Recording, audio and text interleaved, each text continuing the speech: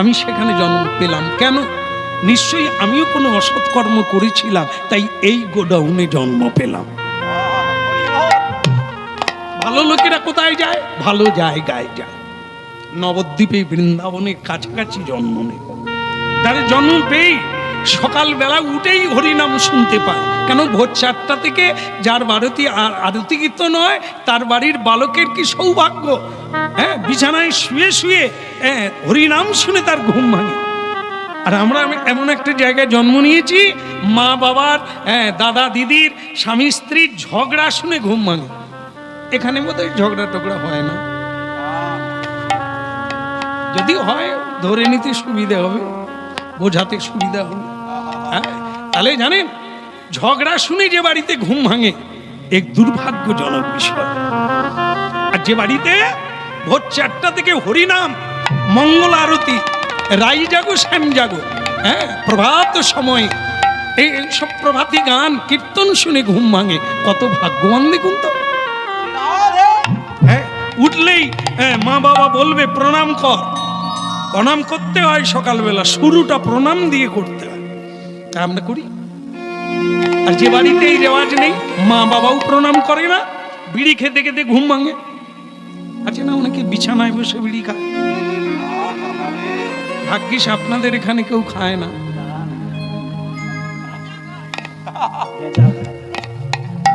সকালবেলা উঠে সুরাপান করে, সকালবেলা উঠে ঝগড়া করে, সকালবেলা উঠে নাই নাই খাই খাই যাই যাই করে, এও সংসার। আর যে বাড়িতে সকালবেলা উঠে ফুল তোলে, তুলসী তোলে, স্নান করে, ঝাড়ু দেয়, আরতি করে, কীর্তন করে শুরু করে, ও বাড়ি। ওটা বৃন্দাবন, এটা নরক গুলজা। কে বানায়? আমরা। আমরা করলে বদলে দিতে পারি, আমরা করলে নরক তৈরি করতে পারি। লাগালে ফুল গাছ লাগাতে পারি, না হলে লাগালে আমরা এখানে ইউক্যালিপটাস লাগাতে পারি। হ্যাঁ, তাহলে যেটা লাগাবো আমরাই লাগাতে পারি, আমরাই করতে পারি। আমরা যেমন বানিয়ে দিয়েছি এই নরক, চিৎকার চেঁচামেচি, নাই নাই খাই খাই যাই যাই। আর হরি ভক্তের বাড়িতে জয় নিতাই, রাধা রানী কি, এই তফাৎ। তবে হরিনাম শুনে উপলব্ধি করুন, কেউ করে দেয়নি, কারো দোষ নয়, আমার পূর্বপুরুষের দোষ নয়, মার দোষ নয়, বাবার দোষ নয়, জন্মের দোষ নয়, দোষ আমার। কেন? আমি বদলে দিতে পারি না, আমি নিজেকে বদলাতে পারি না।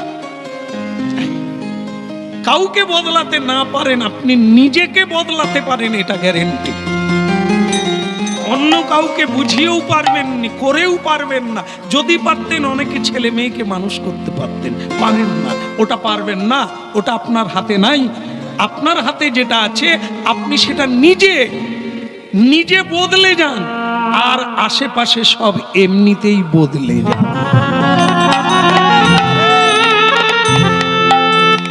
আপনি যদি না বদলান তাহলে আপনার দ্বারাও তো হবে না, আপনি কাউকে বদল করতেও পারবেন। বলো রাধারমণ কি। এই আনন্দ অনেক মানুষ দেখতে এলো, কিন্তু একটা জিনিস ধরা পড়লো কিছুক্ষণ পরে। শুরুতে তো এটা বোঝা যায় না, যেটা বোঝা গেল সেটা কি, ছেলেটির সব ভালো, সবই ভালো, দেখতে ভালো, অপূর্ব দেখতে, কিন্তু এই শিশুকালে তার একটা রোগ ধরা পড়লো, যেটা সেটা হলো সে কিছু খেতে চায় না, মায়ের দুগ্ধ খায় না। একটা শিশু জন্ম নেওয়ার পরে মায়ের দুগ্ধ না খেলে সে বাঁচবে কি করে? কত ডাক্তার কবিরাজ সব আনা হলো, সকলেই বললেন আমরা কিছু ধরতে পারি না, এর তো কোনো রোগই নেই, কিন্তু খায় না কেন এটা আমরা পারছি না। অনেকে অনেক চেষ্টা করলো, কিন্তু এই রোগ কিছুতেই ভালো হলো না। 3 দিনে পড়ে গেল, ছেলেটি এখনো কিছুই খায় না, শুধু চোখের 2 দিক দিয়ে জল গড়িয়ে যাচ্ছে। কারণ কি? সে যে জানে, গুরুদেবের কৃপায় সে যে জানে সে কে, কেন এলো এই বাড়িতে? সে কি করে ওই মায়ের দুগ্ধ খাবে? ওই মা যে নাম জপ করে না, ওই মা যে প্রসাদ পায় না, ওই মা যে গোবিন্দ ভজন করে না।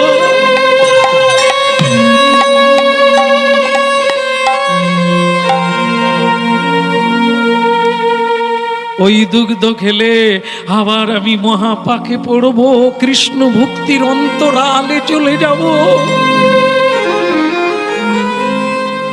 জড়ভরত হরিণ হয়েছিল, হরিণ জন্ম পেয়ে তিনি মনে রাখতে পেরেছিলেন কেন হরিণ হয়েছিল, তাই সে অন্য হরিণদের সঙ্গে মিশত না, অন্য কোনো জঙ্গলে যেত না, যেখানে ঋষি মুনিরা বেদ অধ্যয়ন করত, যাগ যজ্ঞ করত, হরিণ সেইখানে বসে থাকত।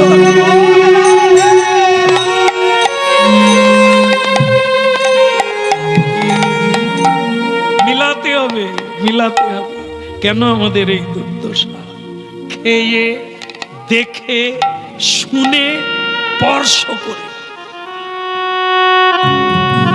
গন্ধ স্পর্শ শব্দ, এগুলি হচ্ছে আমাদের মারাত্মক জিনিস।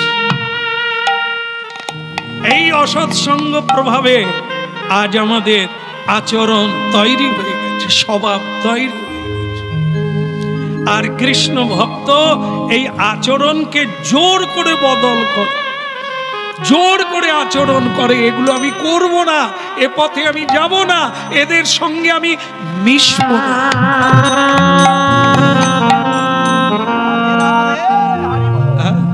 যে বাঁশি বাজিয়েছিলে বৃন্দাবনে, সেই বাঁশি বাজাও এবে সবারই প্রাণে। যে বাঁশি বাজিয়েছিলে বৃন্দাবনে, সেই বাঁশি বাজাও এবে সবারই প্রাণে। যে বাঁশি বাজিয়েছিলে বৃন্দাবনে, সেই বাঁশি বাজাও এবে সবারই প্রাণে। বাঁশি বাজিয়েছিলে বৃন্দাবনে, সেই বাঁশি বাজাও এবে সবারই প্রাণে। নবদুরু বাদল ঘনশ্যাম, দুরু বাদল ঘনশ্যাম,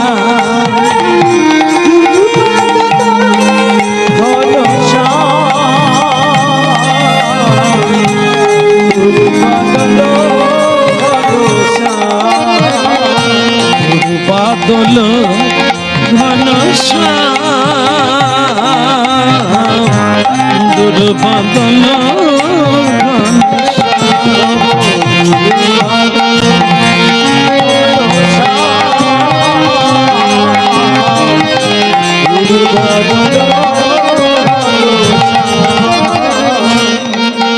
ভক্তমন্ডলী মায়েরা, কেউ বুঝতে পারলো না। অনেক ডাক্তার কবিরাজ অনেক লোকজন, ওই মাও বোধহয় কিছু বলবে। আসেন মা, আসেন আসেন। মানে আমার বাচ্চাটা কেন দুগ্ধ খায় না উনি বলবেন।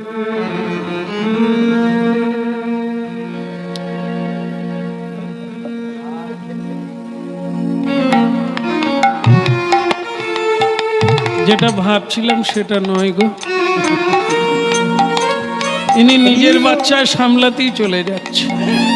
আমার বাচ্চাটা যে কেন দুধ খায় না, এত লোককে বললাম, কত লোক কত কিছু বললো। কেউ বলছেন ঝাঁটা পিটো, আমাকে ভূতে ধরেছে, কিরকম সব আমাদের দেশে এখনো আছে এসব জিনিস।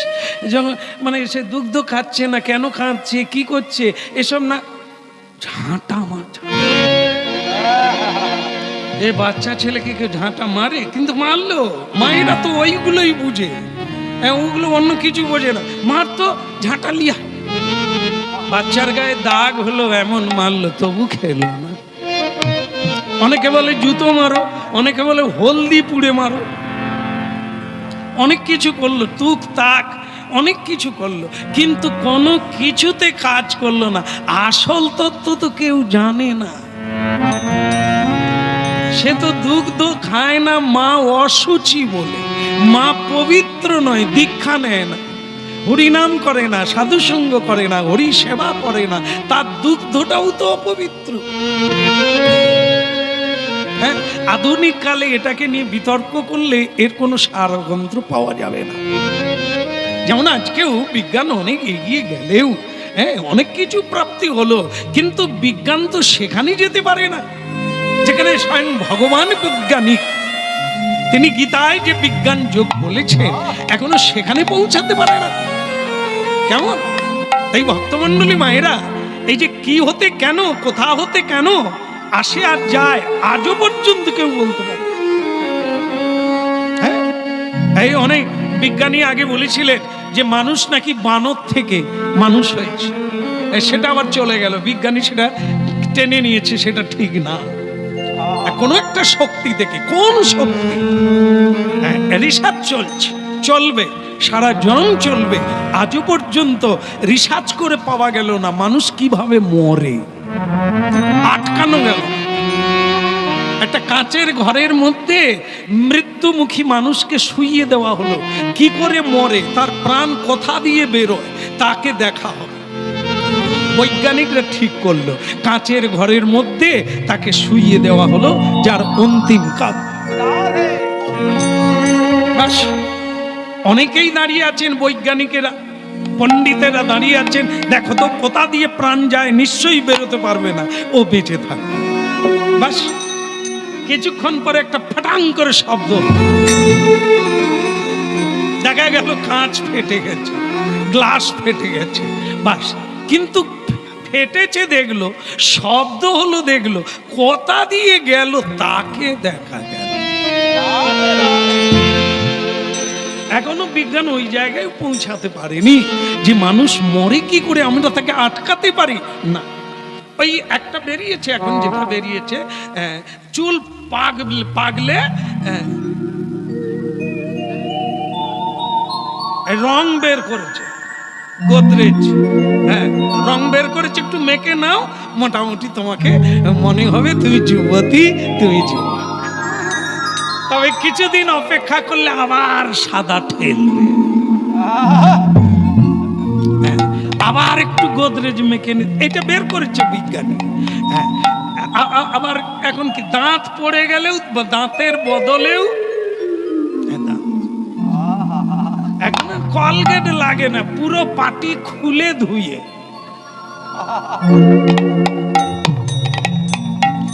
আমি বলি দাদা তুমি তো অনেক খেলে, আবার নতুন দাঁত করে খাবে? বলে খাওয়া মিটেনি গো, খালি খেতে ইচ্ছে করে। শেষ পর্যন্ত তুমি নকল দাঁতে খাবে? হ্যাঁ, বলে কি করবো, খালি খাওয়ার ইচ্ছে জাগে, তাই তোর বৌদি শাঁখা বিক্রি করে দিই, মানে গয়না বিক্রি করে পুরো 2 পাটি দাঁত বসে। দেখো তো বিজ্ঞান কত এগিয়েছে, তোমাকে ছাতু খাওয়ার দরকার ছিল, এখনো হাড় চিবোচ্ছে। হ্যাঁ, বলো রাধার মন কি, মানুষ আর মানুষ হলো না, জীব জন্তুর রক্ত তার ভেতরে গিয়ে গিয়ে সেও জন্তু জানোয়ারের মতো ব্যবহার। যাই হোক, যে কাণ্ড ঘটলো তার কি হলো, তাহলে দুগ্ধ খাবার ব্যাপারটা কি হবে? শেষমেশ কি হলো জানেন তো, যখন কোনো ডাক্তার কবিরাজ কাজ করে না তখন কি বলে লোকে, তখন 2-1 জনা বলে এই এক কাজ করতো বাবা, হরির পায়ে ফেলে দে, হয় মচুক না হয় বাঁচুক, যা। এই যখন কোনো সব ঔষধ ফেল তখন খাও কচি বেল। ঔষধও মানুষের কাজ করে না, ঔষধ খেয়ে খেয়ে শরীরটা ঔষধ হজম করে দেয়, আর রোগের কাজ হয় না, তখন তাকে খেতে বলেছেন কবিরাজ আয়ুর্বেদিক চিকিৎসাতে কচি বেল। কাঁচা বেলকে কেটে রোদে শুকনো করে জলে ভিজিয়ে খাও, যদি সব ঔষধ ফেল তবে খাও কচি বেল। কি ঠাকুমা ভালো লাগছে এই জায়গাটা? আর বোধহয় বেল থাকবে নি গো। খাও মা খাও, ভালো থাকো, হরিনাম করো, সেটাই দিন ভালো। হ্যাঁ, কৃষ্ণ কানাইয়া কি ওদিকের হলো কি? সকলেই বয়স্ক লোকেরা বলল সেই তো বাচ্চাটা মরে যাবে, তা তুমি বরং দেখো না, ওই তো ওই 2 গ্রাম ছাড়ালেই তো ওই রামানন্দ স্বামী আছে, তাকে একটু ডাকো না। সেই রামানন্দ, কি দৈবের চক্র, সেই রামানন্দের নাম উঠলো। লোকে বলছে ওই গোসাইকে একটু ডাকো না, এ অনেক কিছু পারে গো, অনেক কিছু পারে, একবার ডাকো না। কিন্তু মুচি কেঁদে বলল আমরা ছোট জাত, অজাত কুজাত, তারা অনেক বড়, আমাদের আমাদের ছায়া স্পর্শ করলে তারা অপবিত্র হয়ে যায়। এক ঘাটে আমরা কোনোদিন স্নান করতে পারি না, তারা যখন রাস্তা দিয়ে যায় আমরা তখন রাস্তার নিচে নেমে যাই।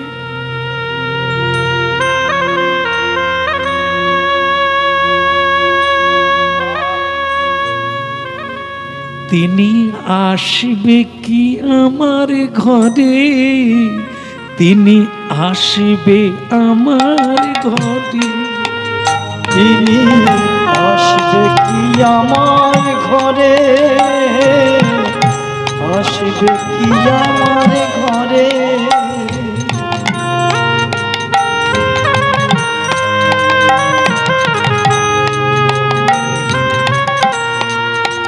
তিনি আসবে কি আমার ঘরে, তিনি আসবে কি আমার ঘরে, তিনি আসবে কি আমার ঘরে, আসবে কি আমার ঘরে। আমি দীনহীন পতিত পামর, দীনহীন পতিত পামর, নাহি কো সুকৃতি তবে, তিনি আসবে কি আমার ঘরে, তিনি আসবে কি আমার ঘরে, আসবে কি আমার ঘরে। আমার ভক্তি নাই শ্রদ্ধা নাই শূন্য পড়ে আছে, তিনি আসবে কি আমার ঘরে, আসবে কি আমার ঘরে। তিনি আসবে কি আমার ঘরে, আসবে কি আমার ঘরে। আমার মনে মানে প্রাণী জানে না আসবে আমার ঘরে, তিনি মন মানে না, প্রাণ জানে না, আসবে কি আমার ঘরে।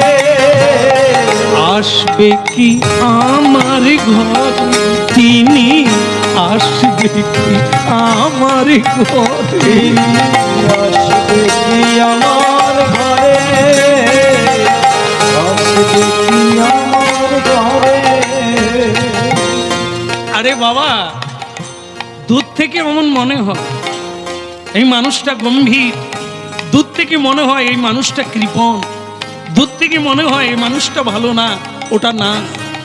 দূর থেকে কোনো মানুষকে চেনা যায় না, কাছে যেতে হয়, ব্যবহার করতে হয়, অনেক দিন দেখতে হয়, তবে তো মানুষ চিনবি। এই বাহিরটা দেখে কাউকে বিচার করতে নেই, কেমন তাহলে ভুল হয়ে যাবে, ঠকে যাবে। দেখে যেটা মনে হয় আসলে সেটা নয়। এই জন্য মানুষের সঙ্গে ব্যবহার করে তবে তাকে বুঝতে হয়, নালে তার সম্পর্কে সমালোচনা করতে নেই। তিনি আসবে কি আমার ঘরে,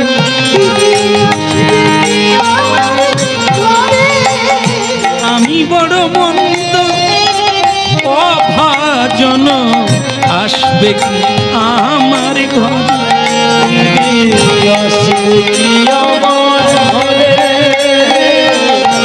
আসবে কি আমার ঘরে? তিনি সবার উপরে পূজ্য বটে, আসবে আমার ঘরে। তিনি আসবে কি আমার ঘরে? তিনি আসবে কি আমার ঘরে?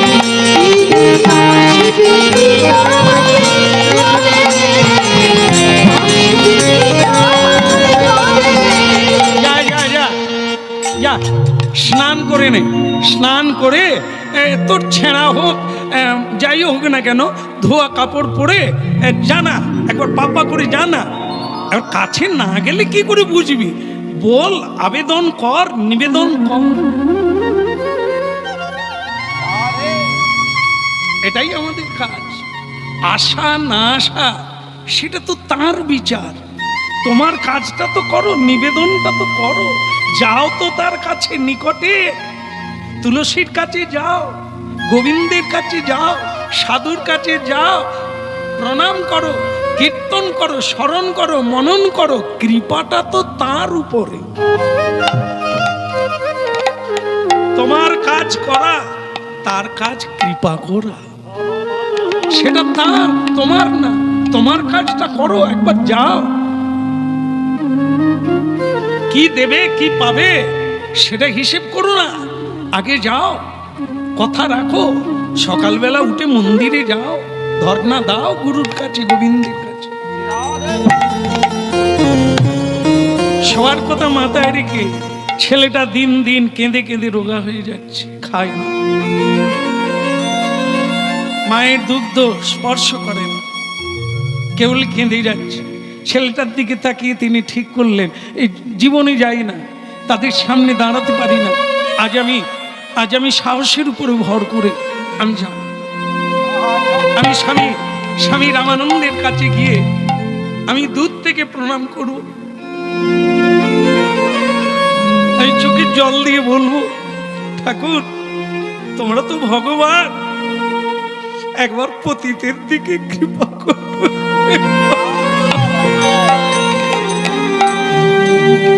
তারে ডাকলে নাকি পাওয়া যায়, শুনেছি কানে।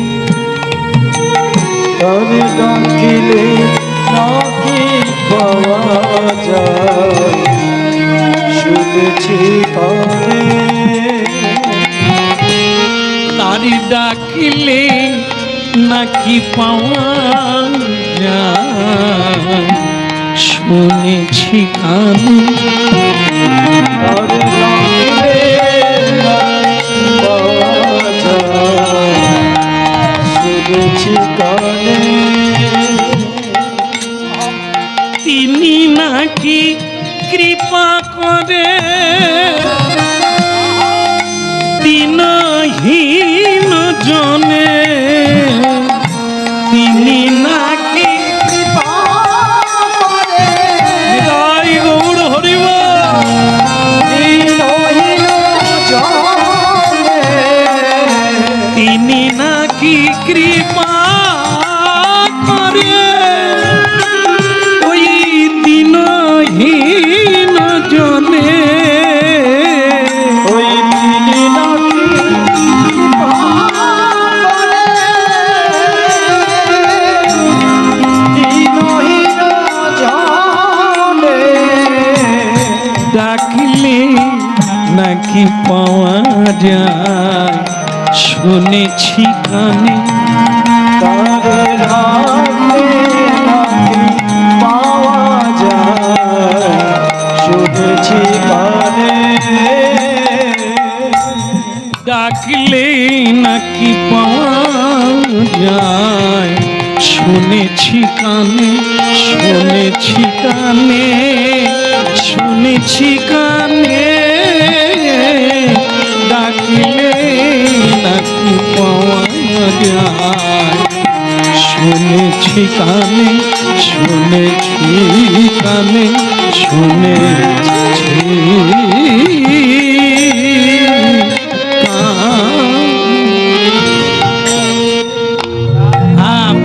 কৃপা করবেন, সবাই কৃপা করবেন, আমার একটু শুভ কামনা করবেন। জীবনে যাই না যেখানে, না গেলেও উপায় নেই, তাকে না আনলেও উপায় নেই, ছেলেটি ওকালে মারা যাবে। পরম দয়াল শ্রী গুরুদেব কি, বৈষ্ণব চূড়ামণি কি। এই যতটা যায় খালি দাঁড়িয়ে যায়, যদি মারে, যদি তাড়িয়ে দেয়, অপমান করে, সে অপমান মানের আর কিছু নেই, ছোট জাত আমরা, অপমানের কিছু নাই। মারলেও অনেক জীবনে দুঃখ কষ্ট পেয়েছি, মারের দুঃখ আর বেশি হবে না, তবে না এলে কষ্ট, ছেলেটা মরে যাবে। যাও যাও।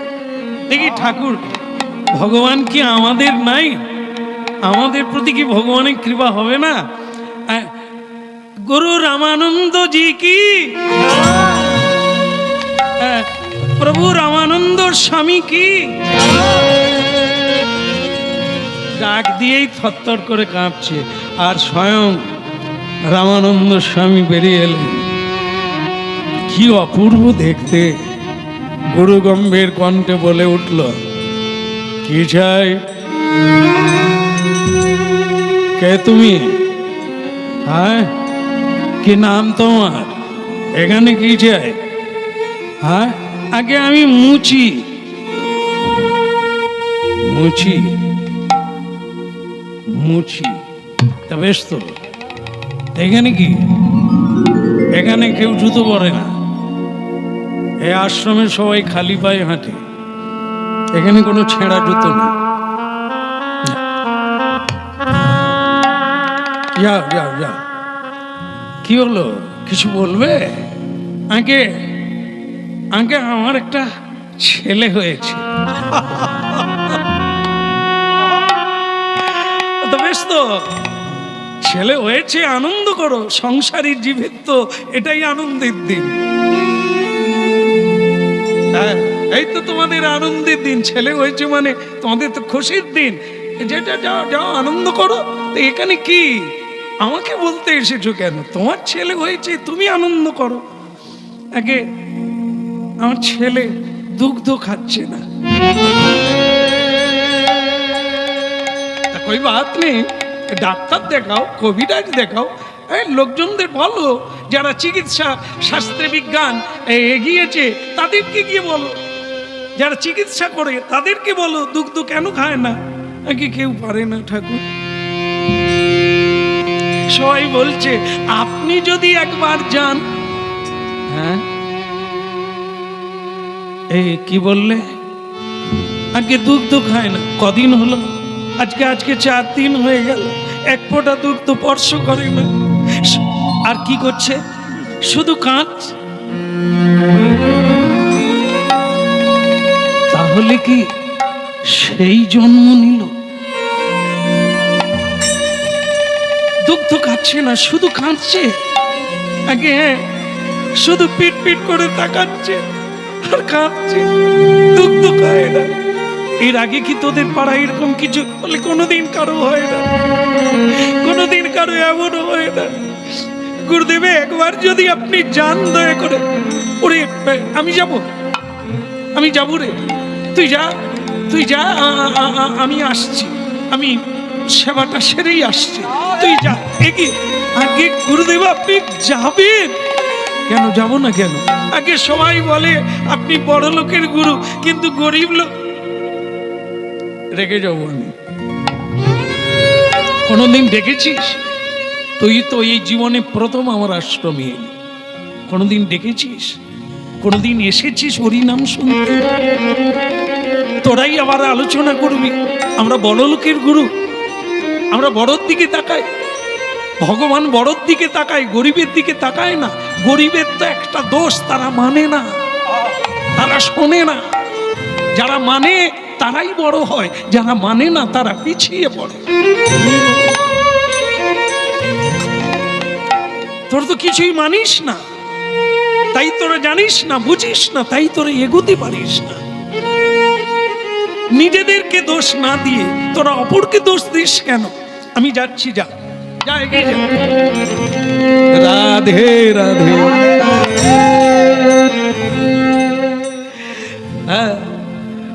মাধব কৃষ্ণ গোপাল জাগো, মাধব কৃষ্ণ গোপাল জাগো, মাধব কৃষ্ণ গোপাল।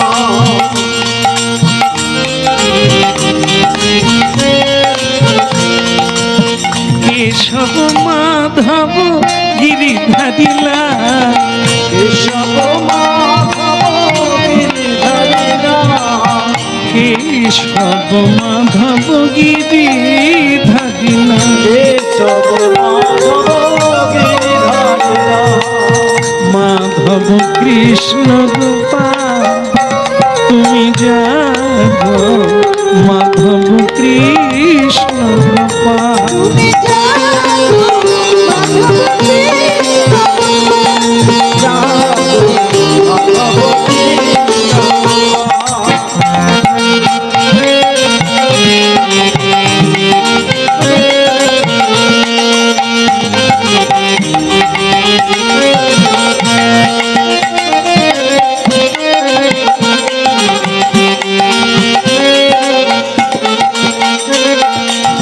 কেশব মাধব দীন দয়া, কেশব মাধব দীন দয়া, কেশব মাধব দীন দয়া, কেশব মাধব দীন দয়া। কেশব কৃষ্ণ গোপাল জাগো, মাধব কৃষ্ণ গোপাল। জাগো, তাই গৌর হরি হরি বল।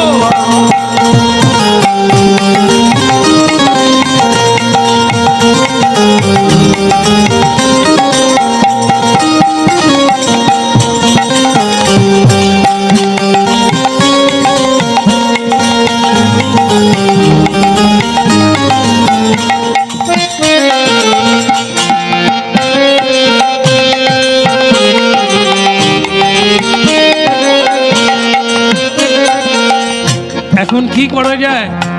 ও মুচি তো আনন্দে আটখানা। আরে ছেলের কি ভাগ্য দেখো, খাবে কি খাবে না, বাঁচবে কি বাঁচবে না পরের কথা। আজ কে আসছে আমাদের গ্রামে, কে আসছে আমাদের ঘরে।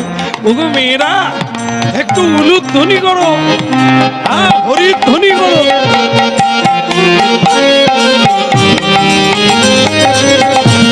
নিতাই গৌর হরি হরি বল।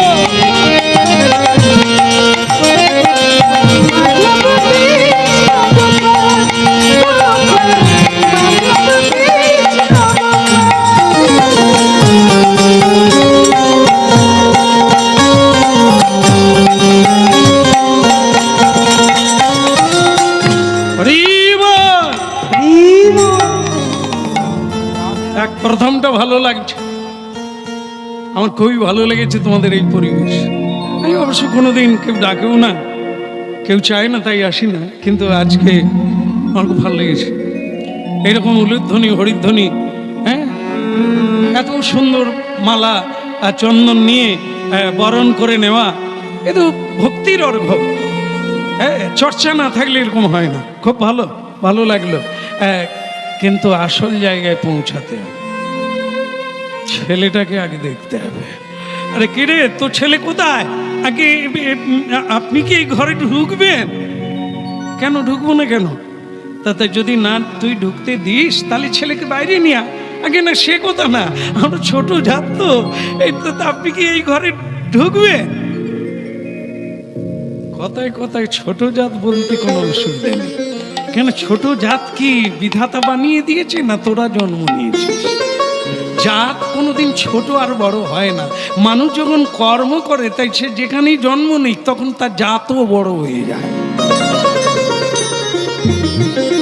কাজ কর, ভালো কাজ কর, দেখবি এই জাতের নাম বেরিয়ে যাবে। যদু বংশ কেন হলো বিখ্যাত?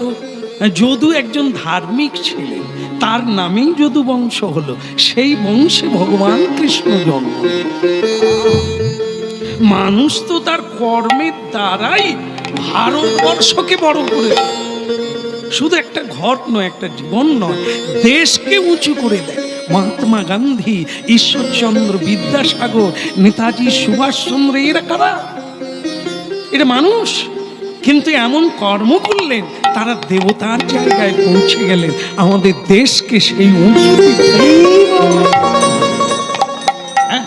এই হীন হীন করে নিজেরা হীন হয়ে যাস না, দিন হয়ে যাস না, কর্ম কর।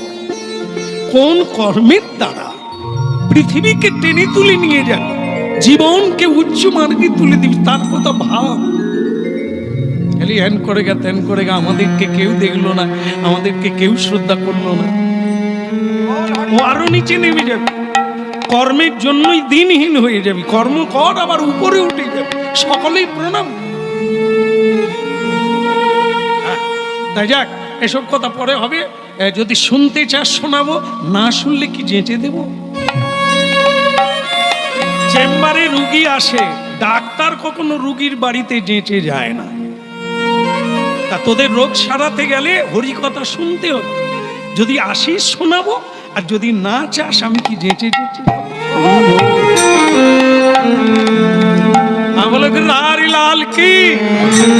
আরে জোর করে লাগান, গিরধারী লাল কি? ছেলেটার হলো কি? হ্যাঁ, ডাক্তার এসে গেছে, সকলের একটা বুকের মধ্যে আশা জেগেছে, হবে। কেন মন সবারই বলছে যে বোধহয় ছেলেটা এবার একটা গতি হবে। হ্যাঁ, ভেতরে গেল, ভেতরে গিয়ে মা কাঁদছে, আর মা কোলে নিয়ে বসে আছে। মা একবার আমার কোলে দিবি মা? কোলে দিয়ে দিলে। আর রামানন্দ স্বামী বললেন, মা তুমি একটু বাইরে যাও। মা বাইরে গিয়ে দরজাটা বন্ধ করো। বাস, গুরু শিষ্যের দেখা হলো।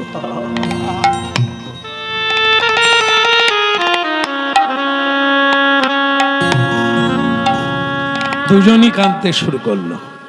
ছেলেটা কাঁদছে। গুরুদেব বলেন, তুই তাহলে এসেছিস, তোর কর্মই তোকে এখানে টেনে আনলো। খাচ্ছিস না কেন? এ পৃথিবীতে বেঁচে থাকে খেয়ে। শরীর ধারণ করলে তাকে কিছু না কিছু খেতেই হবে। খাচ্ছিস না কেন? গুরুদেব, হে আপনি কোথায় পাঠালেন, যেখানে কোনোদিন প্রণামের ধার ধারে না, সন্ধ্যা সকালে কৃষ্ণ নাম নাই, শঙ্খ বাজে না, ঘন্টা বাজে না, মৃদঙ্গ বাজে না, করতালও বাজে না। আমার মা তো প্রণামই করে না। আমি যদি সেই দুগ্ধ খাই, আমি যে তোমাকে ভুলে যাব গুরুদেব। আমি তোমার কৃপায় আমি এসেছি, জন্ম নিয়েছি। আমি মরে গেলে ভালো, কারণ আমি আবার জন্ম নেব অন্য জায়গায়। তোমাকে পাওয়ার জন্য আমি আবার জন্ম নেব।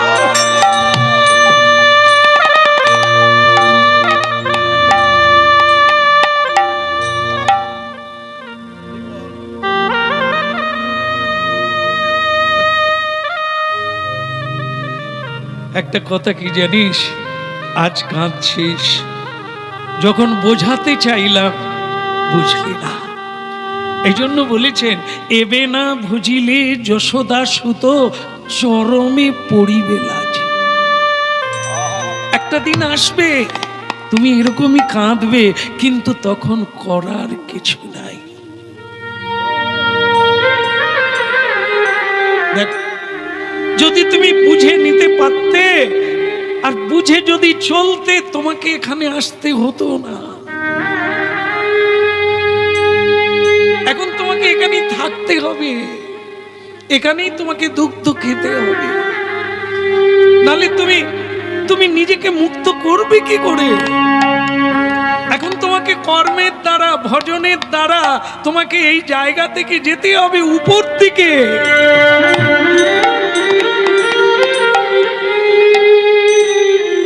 গুরুদেব, আমি ওই মায়ের দুগ্ধ খাবো কেমন করে? ব্যবস্থা করে দেব,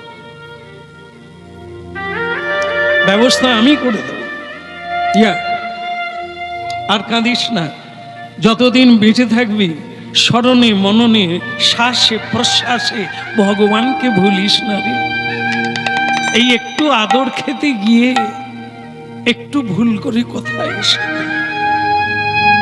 হারিয়ে গেল পথটা, পথচ্যুত হয়ে গেলি, ভ্রষ্ট হয়ে গেলি। কত যোগী ঋষি এই করে ভ্রষ্ট হয়ে যাচ্ছে একটা সামান্য লোভের জন্য, একটা সামান্য আশা মেটানোর জন্য।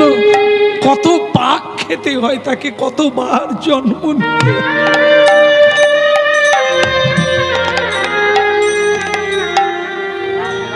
তোর মাকে আমি দীক্ষা দিয়ে দিচ্ছি, যা দুগ্ধ তুই খাবি। গুরুদেব, এত কৃপা আপনার, এত দয়াময় আপনি, এত করুণা। গুরুদেব দয়া করো দীন জনে, গুরুদেব দয়া করো দীন জনে। গুরুদেব দয়া করো দীন জনে, দেব দয়া করো দীন জনে। গুরুদেব দয়া করো দীন জনে, গুরুদেব দয়া করো দীন জনে। গুরুদেব দয়া করো দীন জনে, দেব দয়া করো দীন জনে।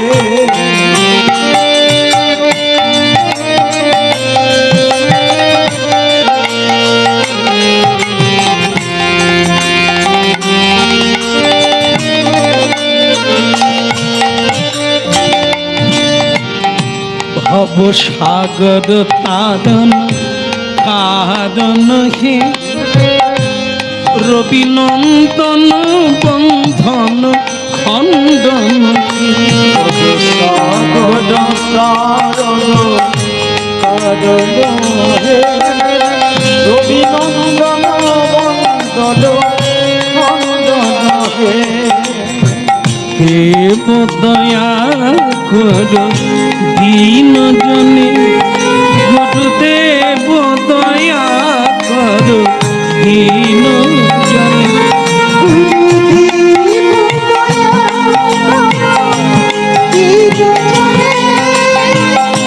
দেব দয়া করো দীন জনে।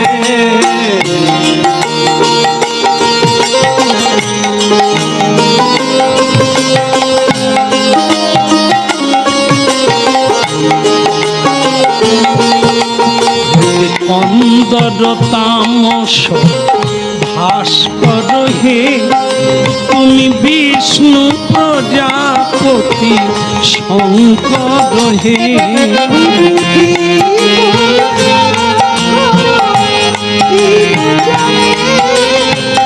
দেব দয়া করো দীন জনে।